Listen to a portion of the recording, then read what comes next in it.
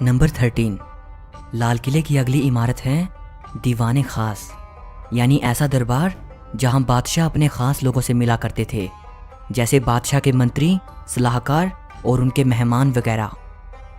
दीवाने खास की ये पूरी इमारत संगमरमर की बनी हुई है। इसी दीवाने खास में बादशाह का वो आलीशान सिंहासन रखा हुआ था जिसके चर्चे सिर्फ हिंदुस्तान में ही नहीं बल्कि विदेशों में भी थे। बादशाह के इस सिंहासन का नाम था तख्ते ताऊस, यानी पीकॉक थ्रोन। पीकॉक थ्रोन सोने चांदी और कीमती हीरे जवाहरातों से बना हुआ सिंहासन था। इसके ऊपरी सिरे पर हीरे मोतियों से बने 2 मोर थे और इसी पीकॉक थ्रोन में भारत का सबसे बेशकीमती हीरा कोहिनूर जड़ा हुआ था। पीकॉक थ्रोन की कीमत 17वीं सदी में भी कई करोड़ों में आकी गई थी। फिर 1739 में ईरान का बादशाह नादिर शाह भारत आया। उसने दिल्ली पर हमला बोल दिया। उसकी सेनाओं ने दिल्ली को जमकर लूटा और वो लाल किले की कई बेशकीमती चीज़ों के साथ पीकॉक थ्रोन और कोहिनूर हीरा भी लूट के ले गया।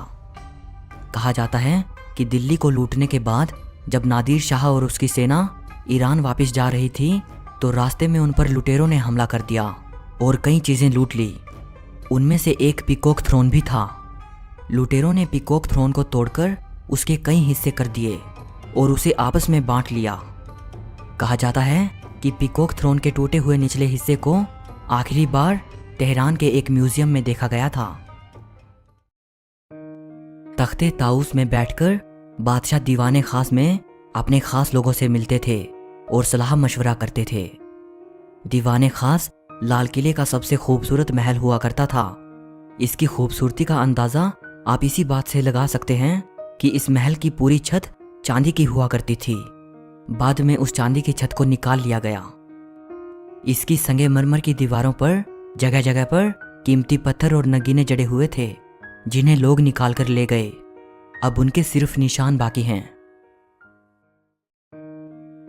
इसी दीवाने खास में फारसी की वो मशहूर पंक्तियां लिखी हैं, अगर फिरदौस बर रुए ज़मी अस्त, हमी अस्तो हमी अस्तो हमी अस्त।